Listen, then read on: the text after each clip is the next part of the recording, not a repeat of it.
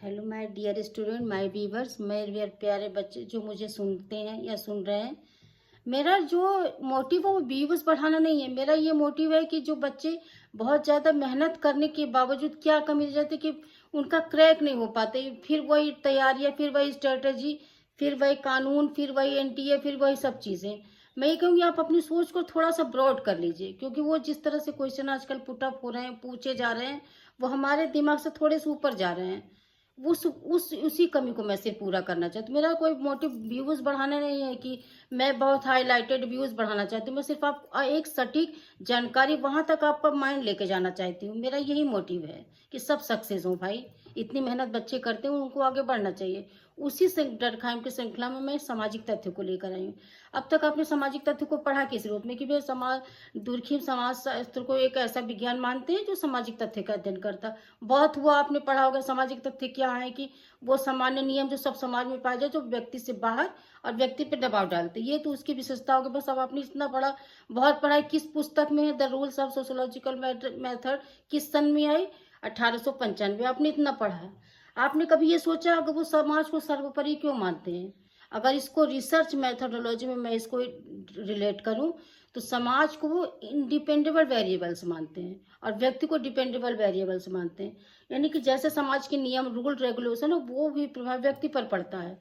इसीलिए अगर मैं ये कहूँ कि समाज इंडिपेंडेबल वेरिएबल से व्यक्ति डिपेंडेबल वेरिएबल, ऐसा नहीं है। समाज इंडिपेंडेबल और डिपेंडेबल वेरिएबल से दोनों है। डिपेंड करता है हम किस स्थिति से हम सामाजिक तथ्य को देख रहे हैं।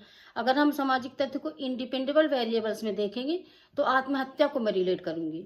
अगर समाज में नियम एकता अधिक है तो डिपेंडेबल वेरिएबल्स यानी व्यक्ति सुसाइड की जो रेट होगी वो कम होगी। अगर मैं यही सामाजिक तथ्य को डिपेंडेबल वेरिएबल्स में देखो, जब सामाजिक तथ्य पे कोई बाहरी प्रभाव यानी कि अचानक फ्रांसीसी क्रांति हुई, जो सामाजिक परिवर्तन जो अचानक हो, जो आधुनिक जो समाज आया, उसमें कितना सोशल इंस्टीट्यूशन पे इफेक्ट डाल रहा है ना, इम्पैक्ट डाल रहा है।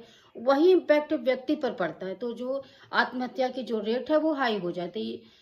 मेरा कहने का मतलब है इंडिपेंडेबल वेरिएबल जितना इंटीग्रेट होगा उतनी सोसाइटी रेट आपकी कम होगा, और जितना इंडिपेंडेंट रेट जो सामाजिक तथ्य डिपेंडेबल वेरिएंट हो जाएगा, वेरिएबल्स हो जाएगा, जब उस पर कोई बाहरी प्रभाव पड़ेगा, वो चाहे क्रांति के थ्रू हो या फिर कोई भी प्रोटेस्ट चलता है, वो अगर प्रभाव सामाजिक तथ्यों पे हमारे सामाजिक तथ्य मीन्स क्या? हमारे इंस्टीट्यूशन, हमारे वैल्यूज, हमारी सोच, हमारी क्रिया करने का तरीका जो व्यक्ति से बाहर है, क्योंकि इस व्यक्ति यहाँ पे डिपेंडेबल वेरिएबल्स है। मेरा ध्यान ये आकर्षित करने की ओर है कि ये FAQ हो सकता है आपके लिए।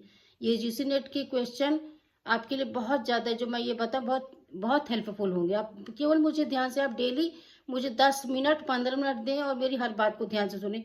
मैं आपके लिए बहुत ही ब्रॉड ही और बहुत निखार के क्वेश्चन लेके आऊँगी। और मैं एक चीज़ और बता, जैसे कि अब ये हैं तो व्यक्ति को बड़ा छोटा मान रहे हैं, समाज सर्वोपरि है। और यही अगर वेबर को हम जब पढ़ने जाएंगे तो वो क्या करते हैं? व्यक्ति को गौर नहीं मानते।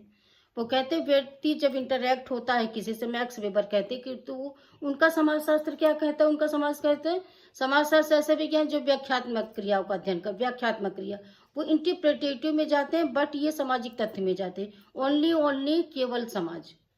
तो ये समाज यहाँ पे इनकी दृष्टि से इंडिपेंडेबल वेरिएबल, स्वतंत्र चर है, और व्यक्ति डिपेंडेबल वेरिएबल्स है। ऐसा नहीं, दोनों ही है भाई। ये सामाजिक तथ्य इंडिपेंडेबल डिपेंडेबल वेरिएबल्स दोनों हैं। जैसा सामाजिक तथ्य पे अगर डिपेंडेबल दृष्टिकोण से देखिए, अगर आप इसको परिवर्तन की दृष्टि से सामाजिक तथ्य को देखेंगे तो आत्महत्या की रेट बढ़ेगी। बट अगर इसको इंडिपेंडेबल वेरिएबल्स की दृष्टि से देखिए, समाज आत्महत्या की रेट घटेगी। बस, थैंक यू सो मच।